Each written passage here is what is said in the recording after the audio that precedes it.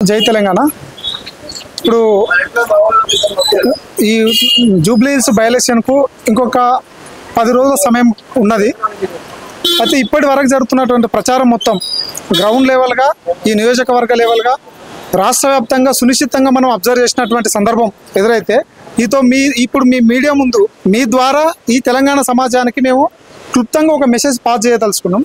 విషయం ఏంటంటే, ఇక్కడ 3 టర్ములు ఎమ్మెల్యేగా పనిచేసినటువంటి మాగంటి గోపీనాథ్ గారు అకాల అనారోగ్యంతో చనిపోవడం జరిగింది. అందులో వచ్చినటువంటి బై ఎలక్షన్, వాళ్ళ ఎలక్షన్లు జరిగితేనేమో సింపతి చూపిస్తారు, తర్వాత ఎలక్షన్లో క్యాండిడేట్ ఉండొద్దు అని చెప్పి మాట్లాడే పరిస్థితిలో ఈరోజు పట్టుబట్టి రాజకీయం చేయడానికి, ఇప్పుడు ఏ రాజకీయ పార్టీ అయినా, ఏ ముఖ్యమంత్రి అయినా ఒక అత్యున్నతమైన విలువలతోనే రాజకీయం చేయాలనుకుంటారు, అభివృద్ధి చేయాలని చెప్పేసి అనుకుంటారు. కానీ ఈ రోజు జూబ్లీహిల్స్ నియోజకవర్గంలో కనిపిస్తున్న పరిస్థితి కంప్లీట్గా రాజకీయానికి వ్యతిరేకంగా, ప్రజాభిప్రాయానికి వ్యతిరేకంగా, పరిపాలనకు వ్యతిరేకంగా నడుస్తున్నటువంటి ఎన్నికనే వాళ్ళు ఇప్పుడు భావిస్తున్నటువంటి ఎన్నికల్లో ఎవరైనా పోటీ చేయొచ్చు. ఎవరి సందర్భానుసారంగా, ఎవరి వ్యక్తిగతానుసారంగా, ఎవరు చేసిన అభివృద్ధి మీద ఆధారపడి ఎన్నికల్లో మనం పోటీ చేస్తాం. కానీ రేవంత్ రెడ్డి గారు సరే, ఓవరాల్గా మేమంటున్న మాట కాదు, ఇక్కడ మొత్తం వ్యవస్థ మాట్లాడుతున్న మాట. ఒక నవీన్ కుమార్ అనేటువంటి యాదవ్ అనేటువంటి ఒక పర్సన్ ఈ సమాజంలో ఒక రౌడీ షీటర్కు క్యాండిడేట్కు అనౌన్స్మెంట్ చేసి మీరు ప్రజల్లోకి ఎట్లా వెళ్తారు, ఎట్లా ఓటు చేస్తారని చెప్పేసి ఆయన అంటుండు. ఎలక్షన్లో పోటీ చేసే వాళ్ళు కాకుండా ఎలక్షన్లో తిరిగే వాళ్ళని కూడా ఈ గల్లీ దాటనీయమని చెప్పేసాను. ఇది ప్రజాస్వామ్యమా, రౌడీ రాజ్యమా? కాబట్టి భాజపాతో ఒకటే చెప్తా ఉన్నాం, ప్రజలు అవివేకులు గారు, ఓటర్లు అవివేకులు గారు. ముఖ్యంగా ఈ జూబ్లీహిల్స్ ప్రాంతంలో అత్యధికులు విద్యావంతులే ఉన్నారు, ఐటీ సెక్టర్ సంబంధించిన వాళ్ళు ఉన్నారు, ఎడ్యుకేటెడ్స్ ఉన్నారు. కాబట్టి ముక్త కంఠంతోన వాళ్ళు ఇంటర్నల్గా సైలెంట్ ఓటింగ్ చేయడానికి సిద్ధంగా ఉన్నారు. 11వ తారీఖు నాడు ఎవరు ఊహించని రీతిలో ప్రతిపక్షాల అధికార పక్షానికి అంతు చిక్కని స్థాయిలో ఓటింగ్ జరగబోతూ ఉంది.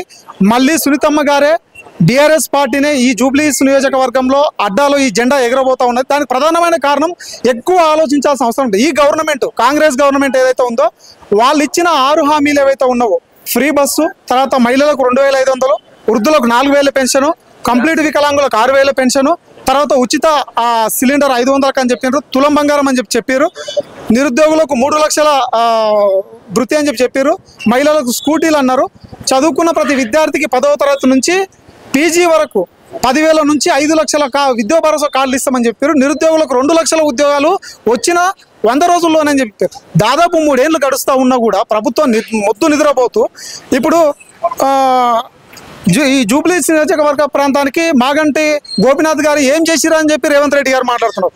మాగంటి గోపీనాథ్ గారు ఎమ్మెల్యే అయ్యి, ఆయన నాటి ముఖ్యమంత్రి ఎన్టీ రామారావు గారి పీరియడ్లోనే ఆయన ఈ ప్రాంత అభివృద్ధి కోసం ఆయన మాట్లాడుతున్నప్పుడు ఆయన పక్కల చేతులు కట్టుకొని నిలబడ్డటువంటి ఒక కామన్ మ్యాన్ రేవంత్ రెడ్డి, ఆయన వచ్చి ఈ జూబ్లీహిల్స్ ప్రాంతంలో రేవంత్ రెడ్డి మన మాగంటి గోపీనాథ్ గారిని వేలు పెట్టి, ఇదిగో చూడండి, ఇప్పుడు ఆ టైంలో ఆయన గారు మాగంటి గోపీనాథ్ గారు పక్కల చేతులు అట్టుకుని నిలబట్టమంటే రేవంత్ రెడ్డి గారు మాగంటి గోపీనాథ్ గారిని మీరు ఎక్కడున్నారు అభివృద్ధి ప్రాంతంలో చెప్పి మాట్లాడుతూ ఉన్నారు. కాబట్టి ఆయన విజ్ఞతకే వదిలేస్తున్నాం.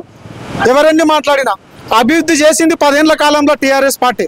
ప్రజలకు అండదండగా ఉన్న టీఆర్ఎస్ పార్టీ ప్రజల కష్టాల్లో, సుఖాల్లో, నష్టాల్లో ప్రతి ఇంటికి, ప్రతి మనిషికి, ప్రతి బిడ్డకు, ప్రతి యువతకు, ప్రతి సామాన్య జనానికి కూడా, ప్రతి చదువుకున్న యువతకు కూడా ప్రతి అంశంలో ఒక ఇంటికి ఒక పెద్ద కొడుకులాగా తలుపు తట్టింది కేసీఆర్. ఈ తెలంగాణ ఉద్యమాన్ని ఇప్పుడు అసలు ఈ రోజు సీఎం రేవంత్ రెడ్డి తెలంగాణ ప్రాంతానికి ముఖ్యమంత్రి అయినట్టే కారణం తెలంగాణ రాష్ట్రం సాధించినటువంటి కేసీఆర్ గారు భిక్ష పెట్టినటువంటి పరిస్థితి. ఆ రోజు వరంగల్లో ఉద్యమం చేసే క్రమంలో రేవంత్ రెడ్డి ఉద్యమకారుల మీదకి గన్ను పట్టుకొని వచ్చిన ఒక రౌడీ సెక్టార్లో వచ్చినటువంటి ఒక ముఖ్యమంత్రి, దేశంలోనే అత్యధిక కేసు ఉన్నటువంటి ముఖ్యమంత్రి, ఈయన వచ్చి ఈయడం మళ్ళీ ఒక రౌడీ షీటర్కు సీట్ ఇచ్చి ఈయన వచ్చి ఇదేదో పెద్ద ప్రగల్భాలు పలికి టీఆర్ఎస్ను ఓడగొడతాం, ఇంటర్నల్గా వాళ్ళకి భయం అంటే ఏందో 11వ తారీఖు నాడు చూపించబోతా ఉన్నాం. బరాబర్ ఇక్కడ గెలిచేది టీఆర్ఎస్ పార్టీనే, ఎగిరేది టీఆర్ఎస్ పార్టీ జెండానే. ఎప్పటికైనా తెలంగాణ ప్రాంతానికి శ్రీరామ రక్ష అంటే కేవలం టీఆర్ఎస్ఏ. అది కేసీఆర్, కేటీఆర్ గారి వల్లనే సాధ్యమైతే, సునీతమ్మ గారి వల్లనే జూబ్లీహిల్స్ ప్రాంతం డెవలప్ అవుతుంది. ముఖ్యంగా తెలంగాణ ప్రాంతం అధికారంలో ఉన్ననాడు ఎక్కడ హత్యలు జరగలే, అంటే ఎక్కువ మటుకు హత్యలు జరగలే, అత్యాచారాలు జరగలే, దాదాగిరి జరగలే, గూండాగిరి జరగలే, అభివృద్ధం తప్ప లా అండ్ ఆర్డర్ నశించాలి. కానీ ఈ రోజు ఏమైతే ఉన్నది, ఎక్కడ చూడు హత్యలు, అత్యాచారాలు, మర్డర్లు, ఇవి తప్ప అసలు ముఖ్యమంత్రి మంత్రులకు ఒకనాడు ప్రజల పక్షం మీద అసెంబ్లీలో మాట్లాడిన దినం ఉన్నదా బ్రదర్? ఈ రోజు వరకు కూడా వాళ్ళ మంత్రులకు గొడవలే, వాళ్ళ కబ్జాల గొడవలే, వాళ్ళ భూ కబ్జాల గొడవలే. ఇంతకు తప్పిస్తే ప్రజల కోసం ఆలోచించే ప్రభుత్వం ఈనాడు ఉన్నదా? కాబట్టి ఒక కామన్ మ్యాన్ మాట్లాడుతూ ఉన్నారు. మేము ఇక్కడ ప్రచారానికి వచ్చినప్పటికీ లోకల్ వాయిస్ మేము వింటే మాకే గుస్ బంప్స్ వస్తున్నాయి. అసలు బాగా ఇబ్బందికరంగా అనిపిస్తుంది. అంటే ఆ రేంజ్లో ప్రజలు ఫిక్స్ అయినారు. రేవంత్ రెడ్డి కాదు, నువ్వు మంత్రుల మొత్తాన్ని ఇక్కడ మూటగట్టి పెట్టినా, మొత్తం నీ ఎమ్మెల్యే నీ వర్గం మొత్తాన్ని ఇక్కడ కూర్చోబెట్టినా బాగా చెప్తా. మీరు చెప్తే విన పొజిషన్లో ఈ జూబ్లీహిల్స్ నియోజకవర్గ ప్రజలు లేరు. మళ్ళా తెలంగాణ రాబోయే నెక్స్ట్ ఎలక్షన్లో సాధారణ ఎన్నికల్లో టీఆర్ఎస్ పార్టీ అధికారంలోకి రాబోతా ఉంది.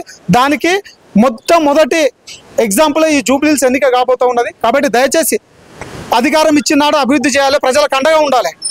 అభివృద్ధి చేయకుండా ప్రజలకు అండగా ఉండకుండా అరాచకాలు చేస్తూ బుల్డోజర్ వ్యవస్థ తీసుకొచ్చి అనామక ప్రజల పుట్టగొట్టి ఎడ్యుకేషన్ వ్యవస్థ నాశనం చేసి నిరుద్యోగులకు కల్లుబొల్లి మాటలు చెప్పేసి లక్షల ఉద్యోగాలు ఇస్తామని చెప్తే ఇప్పుడు ఒక్కొక్క నిరుద్యోగి బాస్ ఉస్మానియా యూనివర్సిటీ నుంచి వచ్చి గల్లి తిరుగుతూ కాలు మొక్కుతున్నారు. దయచేసి మీరు కాంగ్రెస్ తిరుగుతూ ఉన్నారు కదా. అవును, వాళ్ళు ఏమంటారు అంటే వీళ్ళే నిలబెట్టి వాళ్ళకి సపోర్ట్ చేసి వీళ్ళు నిలబెడుతుందని చెప్పేసి అట్లా చెప్తున్నారు. మీరేమంటారు? అది రాంగ్ మెసేజ్. ఇప్పుడు నిజంగా నువ్వు అన్నట్లు వాళ్ళ ఆత్మసాక్షిగా 2 లక్షల ఉద్యోగాలు ఇచ్చి ఉండింటే ఈరోజు అదే నిరుద్యోగులు ఫీల్డ్ మీదకి వచ్చి ఎందుకు కాంగ్రెస్ పార్టీకి ఓటేది కాలు మొక్కుతాను ఎవరన్నా దొంగ ప్రచారం చేస్తారా బస్? కాదు కదా. ఈ పథకాల గురించి కావచ్చు ఆగిపోతే అని కూడా ఇంటి మాట్లాడుతాను. ఇది మరీ ఘోరమైన అత్యంత హేయమైన విషయం ఏంటంటే ఒక ముఖ్యమంత్రి అది ఒక బై ఎలక్షన్కి వచ్చి మీరు అది బీఆర్ఎస్ పార్టీకి ఓటేస్తే మీకు పథకాలు అయిపోతే అధికారంలో ఉన్నది ఎవరండి? అధికారంలో ఉన్నది ముఖ్యమంత్రి రేవంత్ రెడ్డి. పరిపాలన విభాగం నీ చేతిలో ఉంటుంది. అయితే ఒక ఎమ్మెల్యే గెలుస్తాం ఇక్కడ, కానీ అధికారాలు రూల్ చేసేది ఎవరు? ఇప్పుడు ఒక ఎమ్మెల్యే మాగంటి సునీతమ్మ గారు గెలిస్తే ప్రభుత్వ పథకాలు రద్దు చేసే అవకాశం ఎమ్మెల్యే గారికి ఉంటుందా? రేషన్ కార్డు రద్దు చేసే అవకాశం ఎమ్మెల్యే గారికి ఉంటుందా? ముఖ్యమంత్రి నువ్వు అనుకుంటే అది అయిపోతుంది. కానీ నువ్వేం చేస్తున్నావు? ఇండైరెక్ట్గా బ్లాక్ మెయిల్. నీకు వచ్చే తాటే అదబ్బా, నీ వ్యవస్థనే బ్లాక్ మెయిల్. కాబట్టి ఇప్పుడు ప్రజల్ని ఇండైరెక్ట్ ఏమంటున్నావు? బీఆర్ఎస్కు ఓటేస్తే అయిపోతాయి కాదు, నేను ఆపుతా అని చెప్పు ఇండైరెక్ట్గా. ఇప్పుడు అత మీద గొప్ప దుతం మీద తీస్తాడు. నీకు శాతగాకనే ఓడిపోతాన్న భయంతోనే ప్రజల్ని ఇండైరెక్ట్గా బ్లాక్ మెయిల్ చేస్తున్నావు అంతేడా. ఖచ్చితంగా నీ బ్లాక్ మెయిల్ నిజం అవుతుంది, నిన్ను ఓడగొడతారు. ప్రజలు తగిన బుద్ధి చెప్పి ఖచ్చితంగా కాంగ్రెస్ పార్టీని భూస్థాపితం చేయడానికి బీఆర్ఎస్ కార్యకర్తలుగా అడుగున ప్రాంతాలకు అతీతంగా కుల మతాలకు అతీతంగా అడుగున అడ్డాలో అడుగు పెడతాం, జెండా ఎగరేసే పోతాం. జై తెలంగాణ.